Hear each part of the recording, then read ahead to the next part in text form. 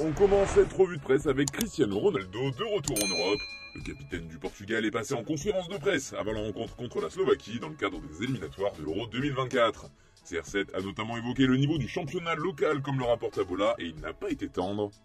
Cela m'inquiète, je suis portugais, j'aimerais que le championnat soit au sommet. Maintenant la Ligue arabe est meilleure que la portugaise, je le pense sincèrement. Il n'y a pas de polémique, il n'y a pas autant de bruit et la qualité des joueurs y est supérieure. J'espère que le Portugal pourra s'améliorer dans ce domaine, mais cela finit par devenir un cirque. Des mots forts qui font les gros titres des journaux comme c'est aussi le cas avec Record. A noter que CR7 a également évoqué sa rivalité historique avec Lionel Messi et le Portugais semble vouloir faire la paix désormais. La haine, je ne vois pas les choses comme ça. La rivalité a disparu. C'était bien, les spectateurs ont aimé ça, ceux qui aiment Cristiano Ronaldo n'ont pas à détester Messi, nous sommes respectés partout dans le monde, c'est la chose la plus importante.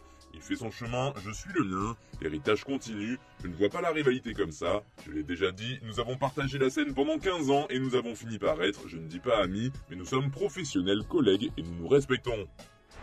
On file en Angleterre maintenant avec Manchester United qui continue de faire parler. Les Red Devils ont officiellement réagi face aux terribles accusations contre Anthony, comme le rapporte le Manchester Evening News. Le club mancunien est finalement sorti du silence en reconnaissant qu'il y avait une enquête en cours. Manchester United reconnaît les allégations portées contre Anthony et note que la police mène une enquête. Dans l'attente d'informations complémentaires, le club ne fera aucun autre commentaire. Nous prenons cette question au sérieux en tenant compte de l'impact de ces allégations et des rapports ultérieurs qu'ils auront sur les victimes, a indiqué le club anglais dans un communiqué officiel. Les Red Devils sortent à peine du dossier Greenwood qu'ils ont déjà un autre sujet brûlant à traiter avec le Brésilien.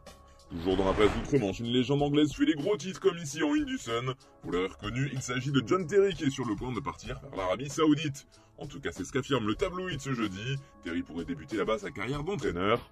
En effet, il aurait un accord oral avec le club d'Al-Shabaab pour prendre la place sur le banc. Lui qui est actuellement consultant pour l'académie de Chelsea pourrait donc connaître sa première expérience en tant que numéro 1. Et ça pourrait arriver très vite. En effet, il pourrait être à la tête d'Al-Shabaab lors du prochain match. Ce sera face à Al-Fena le 15 septembre. En Espagne maintenant, Jude Bellingham fait la une de Marca. Le jeune anglais a démarré sur les chapeaux de roue pour ses premiers pas avec le Real Madrid et il tient pour l'instant un rythme digne de Cristiano Ronaldo, comme le rapporte le quotidien. D'ailleurs, Marca affirme qu'il est déjà le grand favori pour remporter tous les trophées qui récompensent les joueurs de moins de 21 ans, à savoir le titre de Golden Boy et le trophée Raymond Kopa. Le joueur des Free Lions aurait d'ailleurs déjà beaucoup d'influence au Real Madrid, même en coulisses. En tout cas, selon Defensa Central, il ferait le forcing pour qu'un de ses compatriotes rejoigne la Casablanca. Il s'agit de Marcus Rashford. Bellingham aurait dit au joueur de Manchester United, le numéro 9 est libre, viens, tu vas kiffer. Reste à savoir si le joueur entre réellement dans les plans du club madrilène. On reste dans la presse ibérique maintenant avec le FC Barcelone qui semble déjà s'impatienter. En effet, la une de Mundo Deportivo nous dévoile que le Barça pense déjà à son prochain recrutement. Les Catalans veulent se renforcer au mercato hivernal, notamment au poste de sentinelle, car les Blaugrana n'ont qu'Oriol Romeu pour occuper ce rôle, et ils souhaitent changer cela en janvier. C'est ce qu'explique le quotidien qui précise que malgré le fair play financier, il y aura des possibilités pour l'FC Barcelone. Toujours à propos du club catalan, le jeune Lamine Yamal fait les gros titres de Sport ce jeudi. Le journal revient sur le destin de la nouvelle pépite barcelonaise présent au club depuis bientôt 10 ans. Allez, on termine cette revue de presse en France avec l'équipe qui fait sa une sur le match de l'équipe de France qui reçoit l'Irlande ce soir au Parc des Princes.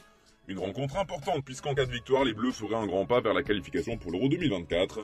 Tout près de l'embut, titre l'équipe qui fait dans le jeu de mots, à 24 heures de l'entrée en lice de l'équipe de France de rugby dans sa Coupe du Monde.